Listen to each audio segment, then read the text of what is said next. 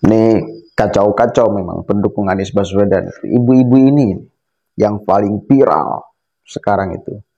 Kalau dulunya seperti Neno Warisman lah mendukung Prabowo Subianto. Cuma sekarang ketika sudah bergabung dengan Pak Jokowi, Neno Warisman nggak muncul, nggak menjual macam-macam. Nah, pindah sekarang itu ke Anies Baswedan. Coba kita dengarkan. Ini sering tampil nih si ibu ini.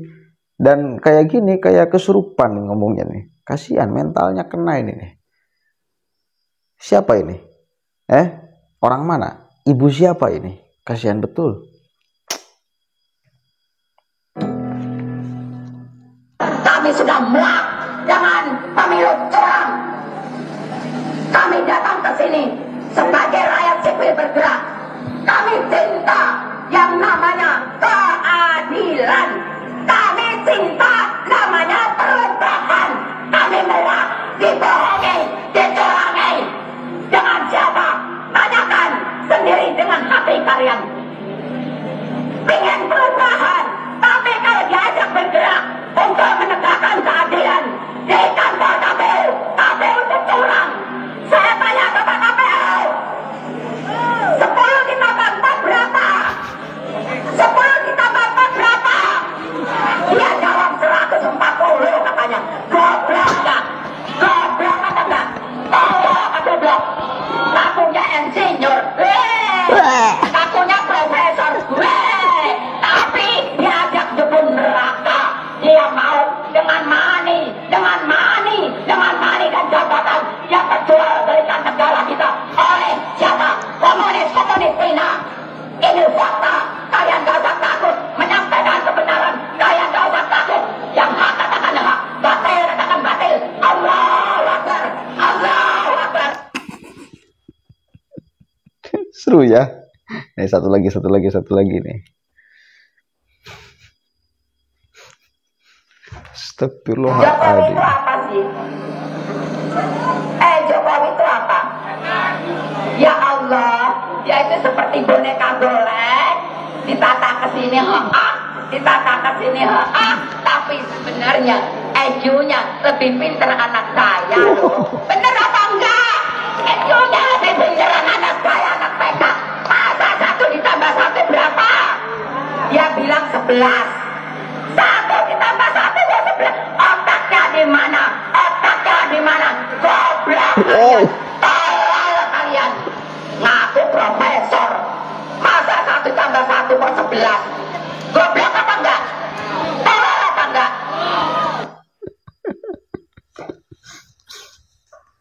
Itu banyak beredar ya. Bahkan ada remix DJ-nya itu. Biadab.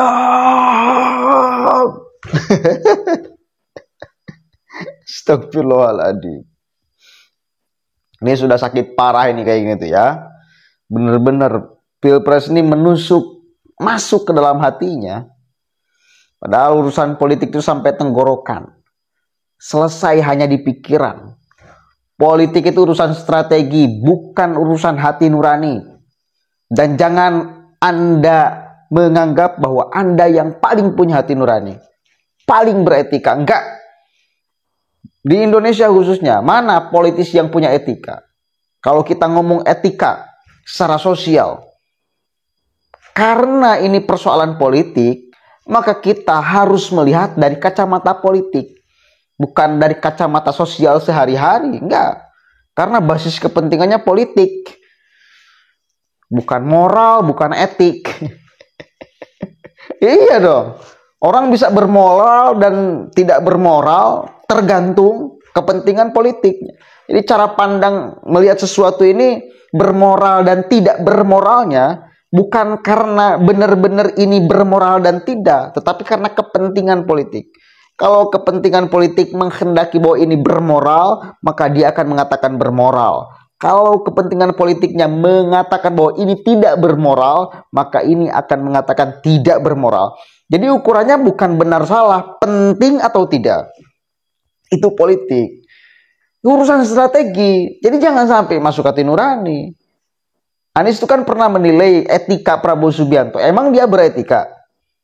Kalau kita mau ngomong urusan etika secara sosial, emang dia beretika? SBY mengatakan kepada Anies, musang berbulu domba kok. Nasdem, Demokrat menganggap bahwa Anies itu manusia paling tidak beretika. Orang juga banyak menganggap bahwa Anies manusia paling tidak beretika. Dulu ngomong A, sekarang ngomong B. Ya, khususnya kepada Prabowo Subianto. Bagi PDIP, Jokowi yang paling tidak beretika. Itu kan bisa sangat subjektif, saudara. Urusan etika dan tidak etika, bermoral dan tidak bermoral, sangat subjektif dalam urusan politik. Karena kita pakai kacamata politik sesuai kepentingannya. Itu. Makanya kita harus menempatkan mata kita di posisi yang benar di dalam melihat nih. Ini persoalan apa nih? Harus dipandang oleh kacamata mana? Nah ini tuh, kita harus cerdas-cerdas. Kalau si ibu ini melihat persoalan politik, seolah persoalan apa gitu. Ini bukan pakai kacamata politik, bukan. Ya, tetapi pakai kacamata ketololan, kegoblokan. Hati nurani. Nggak nyambung tuh. Nggak nyambung, saudara. Jika sembung bawa golok, nggak nyambung, goblok. Itu loh. Akhirnya ya seperti ini, konslet tuh. Konslet ini namanya. Teriak. Dan sesuatu lagi, saya ingin mewaspadai kepada kalian. Orang-orang seperti Khozinuddin yang mengancam tanggal 1 Maret itu akan menggeruduk DPR RI bersama siapa itu Egy Sujana dan kawan-kawan. Kalau Anda cek di YouTube-nya, di tab komunitasnya, setiap hari dia mempropagandakan urusan khilafah. Sampai sekarang. Gak pernah berhenti dia. Makanya sekali lagi saya katakan, orang-orang seperti dia itu, di dalam urusan melihat pemilu ini, itu pasti kotor. Itu pasti jelek. Pasti. Bukan kemungkinan, tapi pasti. Mau benar, mau tidak, ini proses pemilu. Mau jujur atau tidak, di pandangan mereka, ini pasti nggak benar. Kenapa? Karena dari awal, pikirannya melihat bahwa demokrasi ini ya setan. Ya iblis. Mau bagaimana? Sistem sesat. Nah itu kan. Makanya hati-hati dengan orang-orang seperti Khozinuddin. Dan kita berharap pemerintah ke depan itu punya ketegasan untuk orang-orang ideolog HTI kayak gini nih. Coba tuh cek di tab komunitasnya.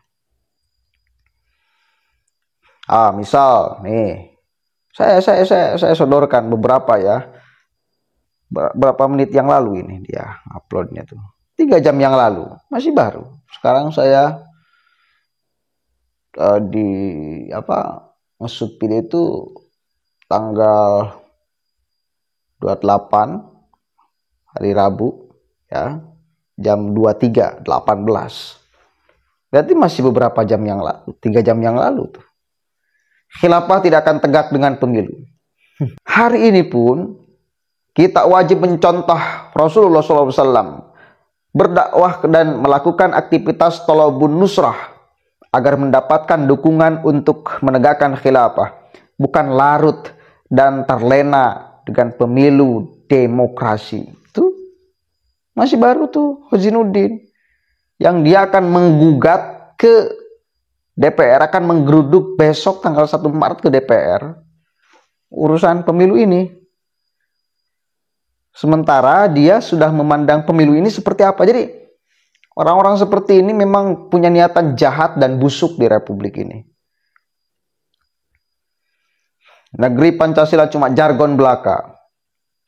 Coba tuh itu. Khilafah tidak akan tegak tanpa jihad.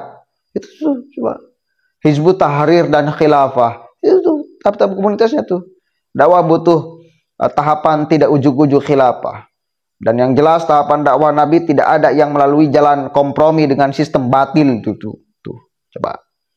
Artinya dakwah menuju khilafah tidak ada tahapannya melalui proses pemilu yang merupakan metode meraih kekuasaan dalam sistem demokrasi. Itu tuh Khozinuddin tuh.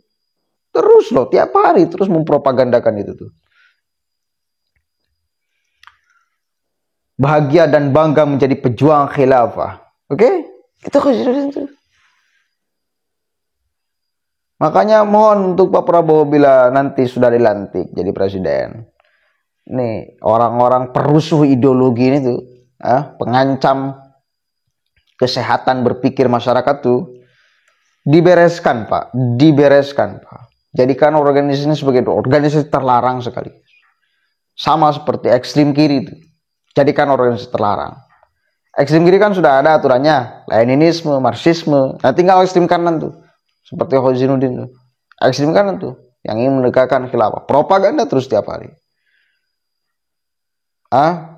Ikut campur huru hara di tengah huru hara.